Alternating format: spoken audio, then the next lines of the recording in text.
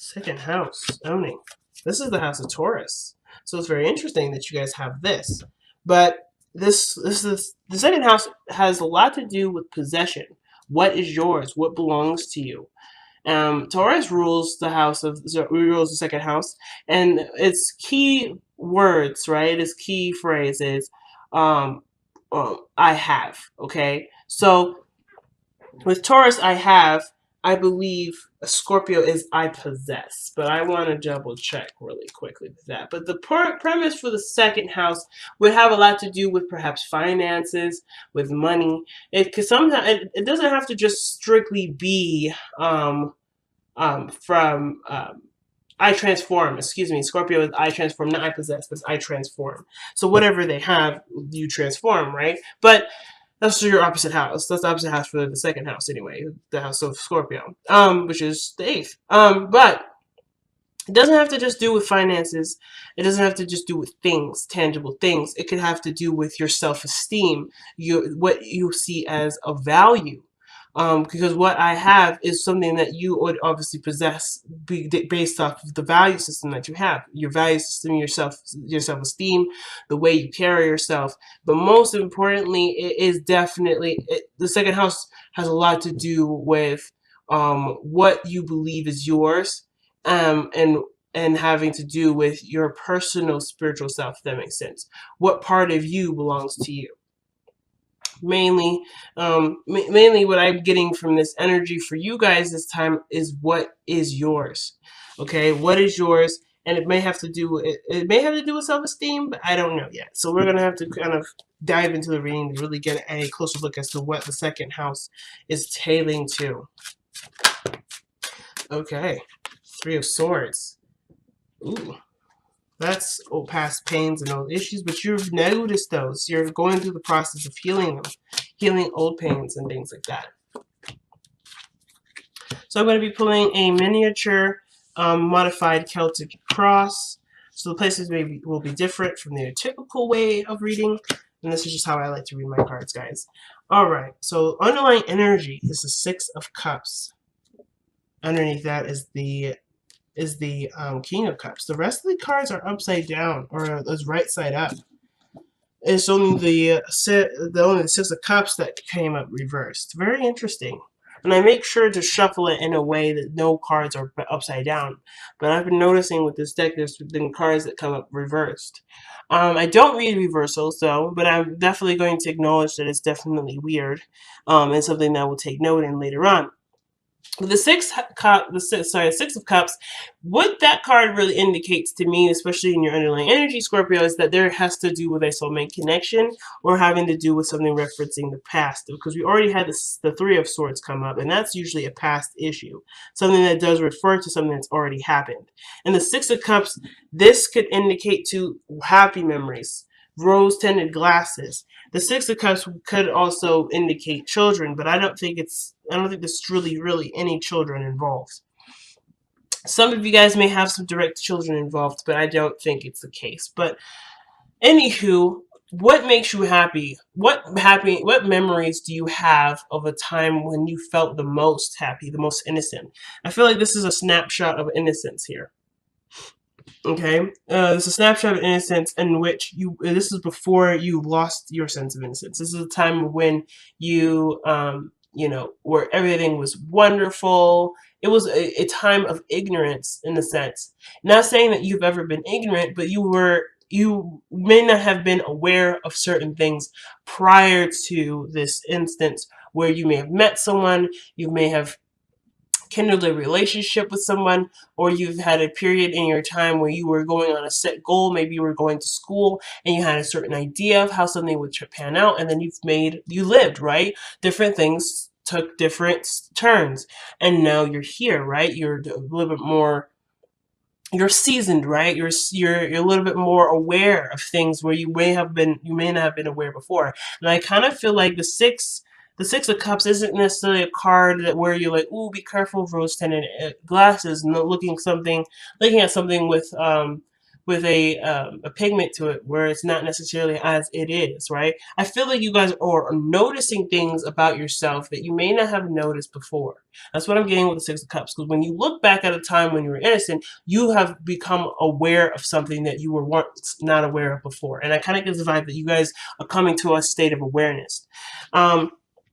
Now, with that state of awareness coming up, you have your heart of your reading is indicating that there is a bit of defensiveness, but not in a bad way. But you have something to stand by. You put in a lot of work into something. You did a lot of pushing with this, not in the sense of like forcing something to happen, but you have gone through enough turmoil to know what turmoil looks like. But the reason why I brought up the reason why I brought up defensiveness is because the Five of Wands is right crossing it. You've already, if the heart of the reading is suggesting that you have surpassed this moment, the crossing would suggest that this is also a hindrance. This is something that's also in your way. This is what you're defending yourself against, constant conflict. But I feel like you've already done the conflict already. Something already tells me that the situation in which you've been through with this Five of Wands has already happened, which is why the past cards had come up twice. Three of Swords, and then the Six of Cups. Two cards that reference the past, and then now you have current energy, which is the Seven, and then you've gone back a step with the Five. I feel like you're looking at a situation and trying to become more aware of conflict before it arises, because you do not want to be caught off guard. I feel like there's an energy where you're refusing to be caught off guard. So you're paying more attention to detail, you're hyper aware, and you're hypersensitive to situations that are coming to you, or signs that something's brewing, okay? Now in the past, the Justice card comes up. I feel like you got some things straightened out, things set to rights here. So I think some things may have been unfair or not quite as balanced as you would liked it in the previous, but you've shaped it up. Something has happened where things are now at a stable place. You've gotten yourself pretty far here with justice. Now, I feel like this is not necessarily to do with necessarily taking action in a situation. Some of it can be, but mostly where this has come from is forgiveness. Or noticing a situation from this other point of view, and you're able to balance the scales. You're able to even the keel, okay? Now you have the Page of Swords, where you're looking for more information, you're observant, and you're aware. But I feel like also there may be some immature communication here that you're noticing. Now, it's interesting. I pulled you to a reading prior to this, and I didn't know if I was making any sense. And the cards that you got before was the 12th house and the moon as your underlying energy. And this reading is no different. It's exactly the same. But the difference, well, it's the same to some degree. The part that's very interesting to me regarding this reading here is the second house choice, where we went from 12 now to the second. And I feel like this is about what you know. And the last one I feel like was definitely about what you know, even though it was suggesting the 12th house and the moon, where something may be going on and you may be aware of it, but you don't know yet, so you had to just kind of hang tight. This reading is telling me the same thing. I feel like you're picking up on some small indication that something's going down, something needs a little bit more awareness, but I feel like I kind of feel like things are going to be fine and things are going to move very smoothly, but you're just so aware of what something could lead up to that you're preparing yourself for something, not necessarily for something bigger than it probably is. Now, I'm not saying that you're overreacting at all, but I am saying that whatever you're picking up is definitely probably there, and I would say trust your intuition, because you've been through enough to know that you can trust your part of yourself that's picking up all these signs, picking up all these synchronicities or all these indications that would suggest that something's coming. So I'm definitely not saying not trust yourself, but in the way of handling it, perhaps there may be something that's coming in that may need a little bit more conversation, and it doesn't need to actually go crazy or fall off the rails. So I feel like with the Five of Wands, it's indicating that the situation there is some sort of conflict, but one where it can be easily resolved, if that makes sense. Because I see the Knight of Wands here. It's going.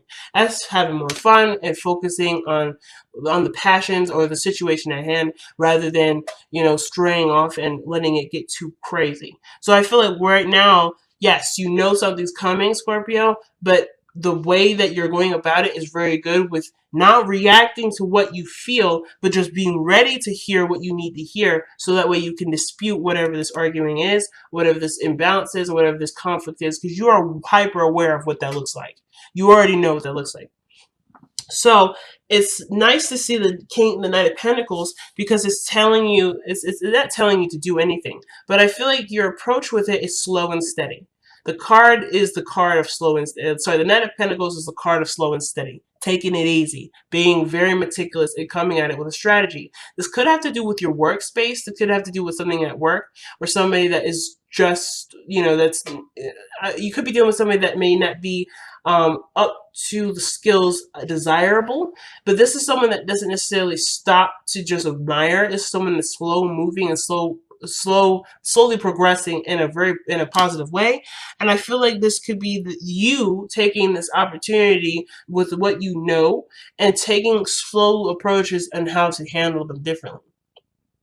So I feel like with this coming up here, the sixth. Oh my goodness, I don't know why I'm not saying the second. I'm just trying my best to not say the second today. The second house is interesting when it comes up because this would, like I said, this suggests what belongs to you, what is yours. And I feel like what is yours, what you value, is knowledge and information, material that you can use to work with.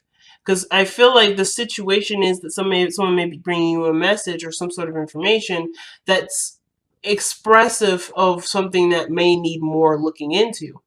Okay, and it could be someone calling someone out, being someone that's that's coming from a preconceived notion of something that doesn't necessarily exist, and it could be squashed right here and there. But it comes from a cool, collected attitude, and it comes from someone that's looking for solution rather than causing more chaos, which I feel like is you. You are the person that's coming into it thinking, okay, so this is what's happening. Let's take a slower approach. Let's take a quicker approach. Now, I kind of get the vibe too for some of you guys. This could indicate that there may have been a perceived notion that something was, was straightened out, or this could be that there was a problem that came up immediately. Now, the Justice card doesn't always come up. It is not a card that would signify problems. This is something that Justice is a card where things are balanced out, they're straightened out, they're made even, and things are or either resolved or again forgiven. But this is usually a situation where there is a call for some sort of judgment or some sort of a call of a situation that needs more that needs to be precisely handled in a way that needs to be sorted out in the best way possible. And I feel like with the Knight of Pentacles coming in, the only way for this to be worked out is for all the pieces to be brought together, for all the little pieces to be brought together. And I think that's the way that the situation could be resolved the best, is by looking at the situation from a practical standpoint and from a standpoint of progress, but that obviously needs to be overseen over time. So very interesting reading so far, Scorpio, or thus far. Very interesting reading. I kind of get the vibe that for a lot of you guys, this has to do with more of a community setting for you, not necessarily just an interpersonal relationship. But with the Six of Cups and Justice coming up, this is a past life lover, or it's someone that you've been married to for quite some time, and where things may have been falling out in some areas because you're experienced and and conquered other issues in your relationship. This is no different. How the approach will be is, taking taking your stance and looking at it from the perspective of someone else's, right? Or looking at someone else's perspective. There's something here where you've grown and matured in such a great deal that there's no need to worry if there is any. I'm not getting really any worry vibes. I'm not getting any anxiety vibes, but I am getting the sense that you know what the situation is looking like, and you are currently taking precautions not to over like to respond to the situation um too much, like with too much aggression, because I think the situation just needs more precision, which I feel like that's what you're noticing. Something needs more precision, and something that needs more concise action and a strategy to overcome it.